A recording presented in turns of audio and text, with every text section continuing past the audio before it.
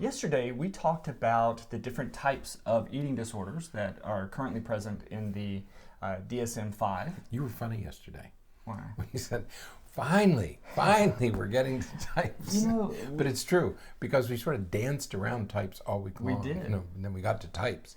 We finally got to talk but about I was looking at the outline, and yes, you were right. We need to modify the outline. Right. So we talked about types earlier. So. Today we're going to talk about how we do the assessments. Right. And the assessments, like so many or all of the mental health diagnoses that we talk about, there are a lot of challenges associated with making these diagnoses because there's not a blood test. There's a little bit, somewhat of a blood test when it comes to looking at malnutrition and some of the effects, the consequences of anorexia. There's not a blood test for anorexia, right? But anorexia creates certain problems in the body. Right. We would call them symptoms. Right. And so you can evaluate for symptoms, Right. but you can't evaluate. There's no blood test, lab test, X-ray, no imaging study that you could do to make this diagnosis. Right.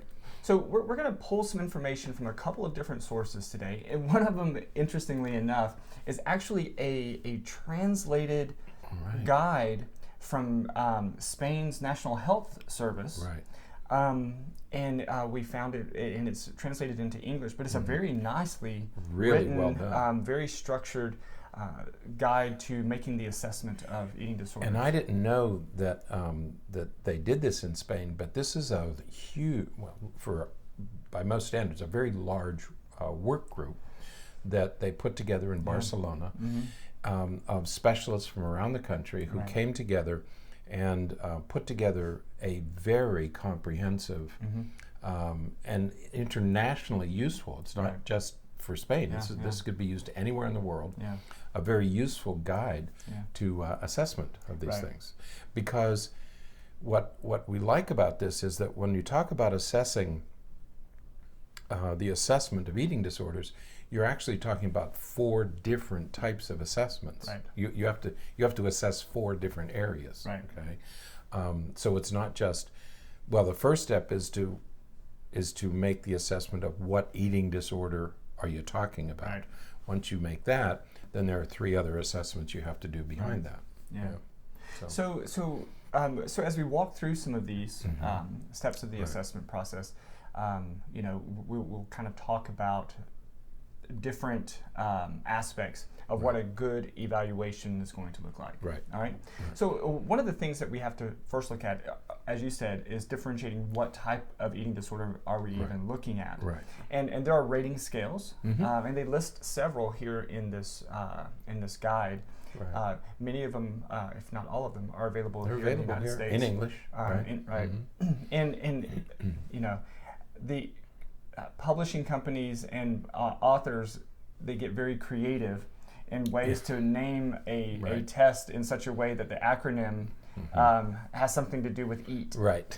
So there's the EAT 40, the EAT 26, and the CHEAT. The child. Capital E, capital A, capital T. Right. The child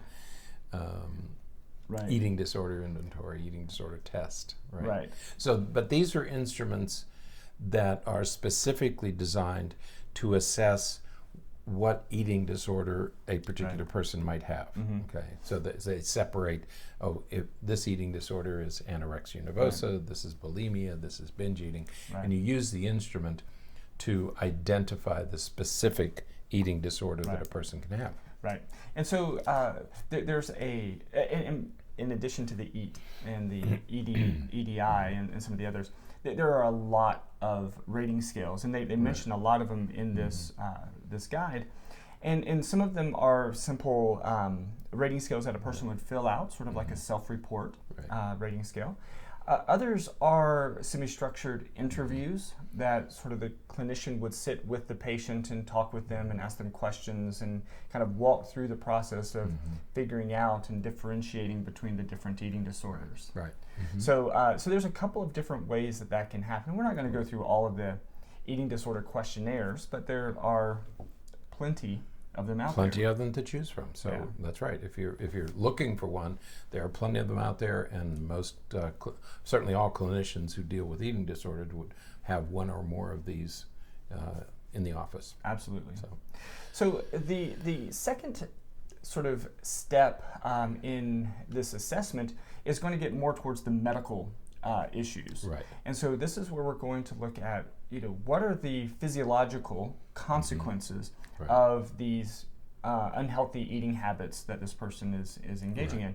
And so, as I mentioned earlier, there are blood tests to look at nutrient levels to make sure that the person is, to see how healthy they are, if they're getting enough of their vital nutrients, their essential minerals, and just, getting enough substance to be able to be survive. When you start to restrict caloric intake, which is what some of these eating disorders are about, when you start to restrict those, you begin to get perilously close to vitamin and mineral deficiencies. Right. Okay, so you can have hair problems, you can have Yeah. teeth problems, fingernails, skin, plus all of your internal organs. Because once you upset these digestion is one of the homeostatic processes.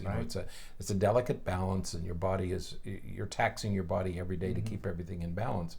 And when you start to severely restrict food intake or types of foods, you begin to affect these internal organs. Yeah. And you have the brain and the pancreas and the liver and the stomach. All of the internal organs are involved in digestion and nutrition, extracting nutrients. So all of the internal organs have a role to play. And once you upset that balance, you're headed for some serious physical problems. Right. And so if you have an eating disorder, one of the things that the physician will do is to take a look at all those organs and make sure they're functioning properly. Yeah. Okay. Yeah, absolutely. So, and then you have all the vitamins and the minerals and the nutrients. Are you getting enough nutrition? Is your weight, if your weight is below a certain, we talked about that yesterday, goes below a certain weight, Right. A certain percentage of body weight, you could get into serious trouble. Absolutely. And just as a reference for later, many times we can use those same blood tests to monitor compliance with treatment. So if you are, if a person has very low potassium or low electrolytes in general, you can follow those blood work to see if the patient is maintaining the treatment plan. So, Yeah, we never talked about electrolyte balance here, Right. but boy, if your electrolytes get out of whack, you get you're in really trouble. sick in a hurry. Right. I mean, I've seen that happen in a couple of hours. Right. That a person has to be taken out in an ambulance because of electrolyte imbalance, and it can happen really quickly. Yeah. So we differentiate between the diagnoses. Right. We look at the medical stability of the patient. We're looking at the blood work and the, again, we talked about amenorrhea and those things yesterday. And then we get to the mental health issues. That's right. And so we're looking for things like things that we know are very commonly found in mental health, in eating disorders, and that is like mood disorders, anxiety disorders, obsessive compulsive type disorders, and those kinds of things. Right. And the other thing that because behind all of these eating disorders could be another psychological issue. Right. Okay, so you're usually dealing with something else. Trauma is one that will result in an eating disorder.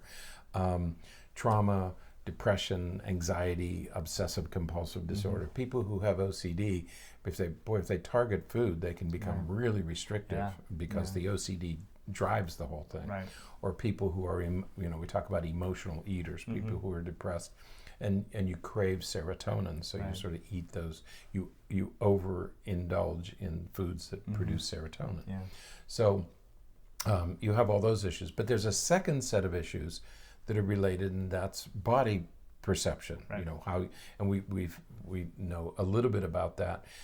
People misperceive how they look. Right. Body dysmorphia. That you exaggerate a feature. Usually, you exaggerate features. You think you are heavier than you really are, and all that. So there's another whole set of questionnaires that you can use to assess body dysmorphia, but also body attitude, how you feel about your body. Because again, those can drive eating disorders. Yeah.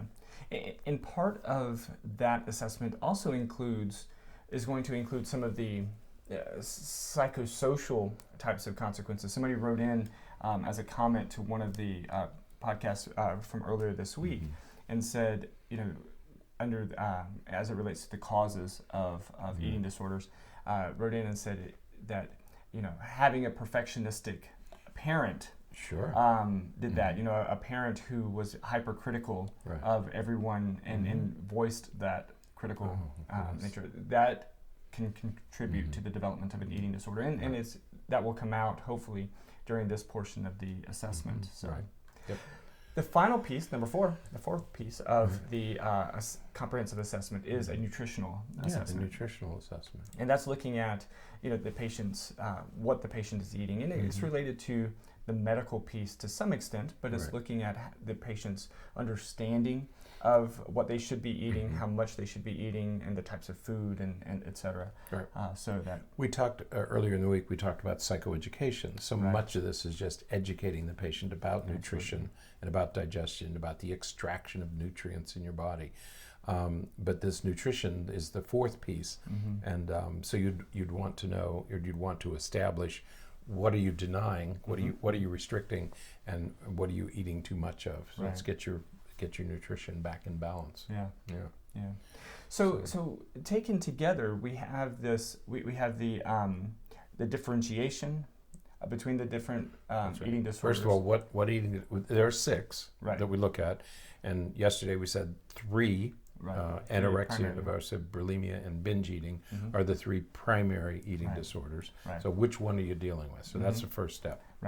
And the second step is to look at the medical status of the patient. So you're looking for medical stability. That's right. Whether they're severely underweight in the case of anorexia, or severely overweight in the case of binge eating. Because this is one of those psychological disorders that can have high rates of morbidity. Not morbidity, mortality and morbidity. People die from these things.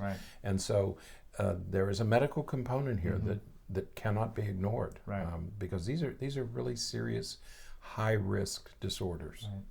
And then after that, of course, we have to look at the psychological and psychopathological contributing factors to see if there's mood-related issues, anxiety, personality, or some other areas. Because typically these eating disorders are a function of some other problem, some other related problem.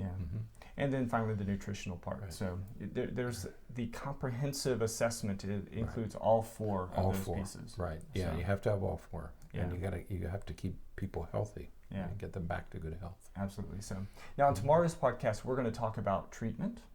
We're going to talk about now, once we know that there's an eating disorder, what are we going to do about it? And so that podcast will be out there tomorrow. All right. Okay. That's it then. Very good. That's all for today. Until next time, stay happy, stay healthy, and forget to be afraid.